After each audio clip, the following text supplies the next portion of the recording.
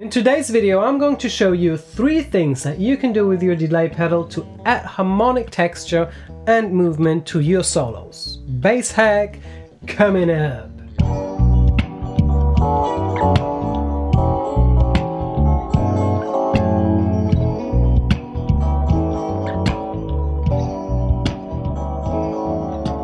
Hey bass hackers, Misha here with MMEducation, showing you how to learn faster and practice smarter by using the latest findings in neuroscience, so you can become the bass player you want to be, express yourself freely on your instrument and connect with your audience on a deeper level. So if you're new here, consider subscribing, and at any point during this video, go check out the show notes and links in the YouTube description, bullet points to this episode, links to related videos and free resources, all in the description. Let's get going and build some new neural pathways. Have you ever taken a bass solo in a jazz band where the whole band just shuts up and the drummer goes tickety-tacky, clunk-de-clunk? In the olden days that was all nice and good because otherwise you wouldn't be able to hear what the bass player really is playing.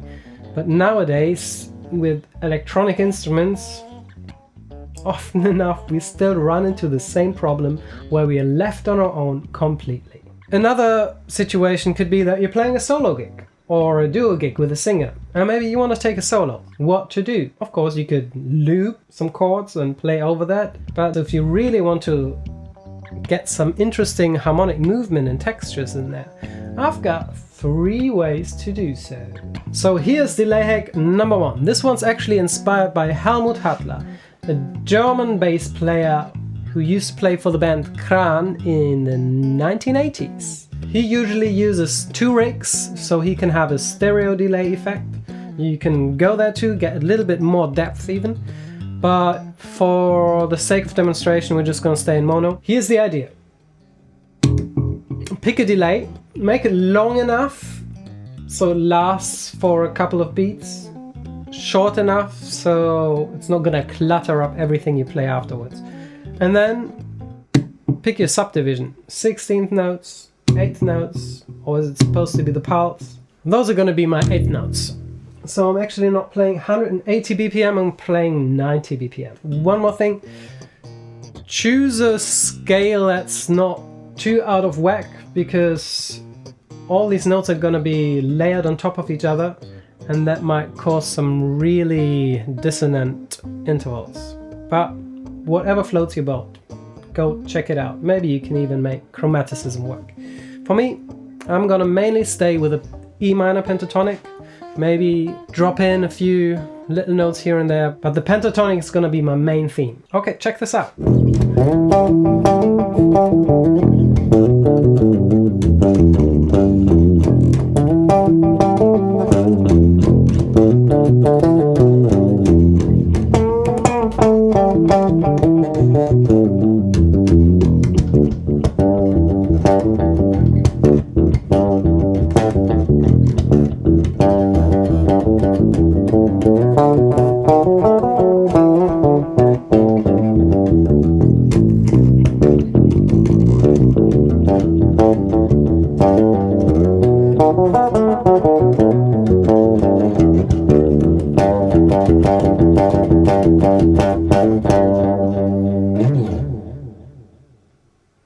Bass hack number 1.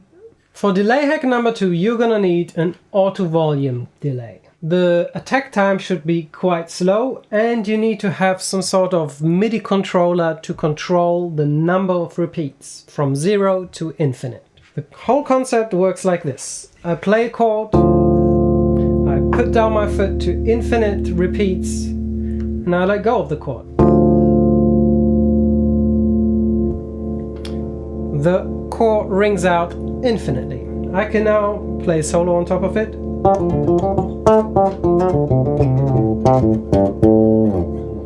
And because my attack time is so short, most of the notes that I play won't be picked up by the delay and they won't clutter my sound. Further, we're going to play 2 different chords that harmonically have nothing to do with each other. Let's say D minor and E flat minor. So we can't just leave the repeats going and going. In between the chords we have to pull our foot back, or whichever controller you have, to 0 repeats to start with a new chord, and then go to infinite again. Works like this. D minor, play solo, and then I'm going to E flat. I first play the chord, then I pull back the repeats that are still sounding, and then I bring back the auto volume delay. So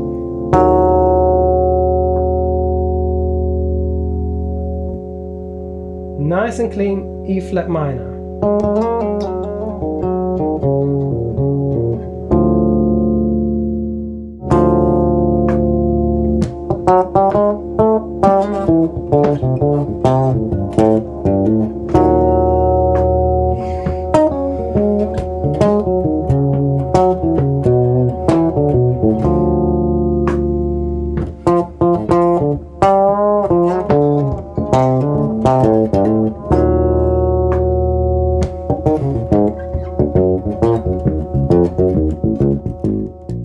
That's delay hack number 2.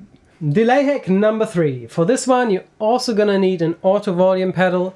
You're just gonna have a little bit less action in your feet, be more relaxed and concentrated on what you're playing in your solo rather than playing the next chord, out with the delays, in with the delays. It's a little bit easier and it's actually way more interesting in the sounds it delivers.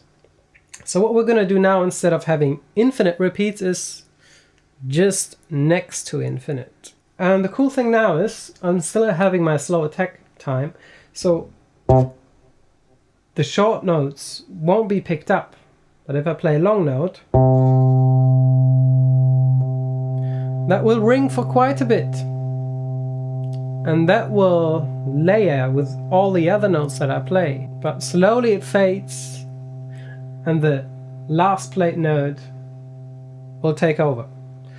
So let's just get right to it.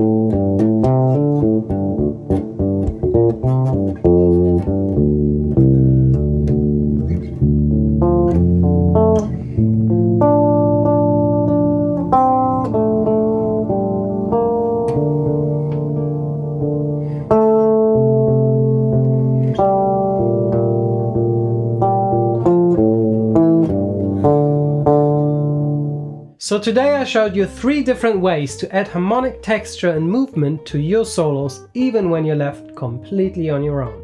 I hope it inspires you to try at least one of them and explore the realms of accompanying your own solos. Question of the day: which is your favorite bass effect? Let me know in the comment section. And remember, some of the coolest ideas come from you and the MMEducation community. So definitely connect with everyone in the comments and let me know if there's any specific topic that you would like to be covered in one of the future episodes. I'd be happy to do so. Alright bass hackers, thanks for checking out this video. I hope it got you one step further towards becoming the bass player you want to be. Definitely subscribe for more videos just like this, and if you haven't downloaded my top 10 practicing hacks, I show you exactly what you need to do to learn more in less time. You learn about state management, about practice space setup, about having better focus, and a lot more. You can grab that for free with the link in the description. Until next time, MMEducation helps you to learn faster and practice smarter. So keep up the good work. Love and bass.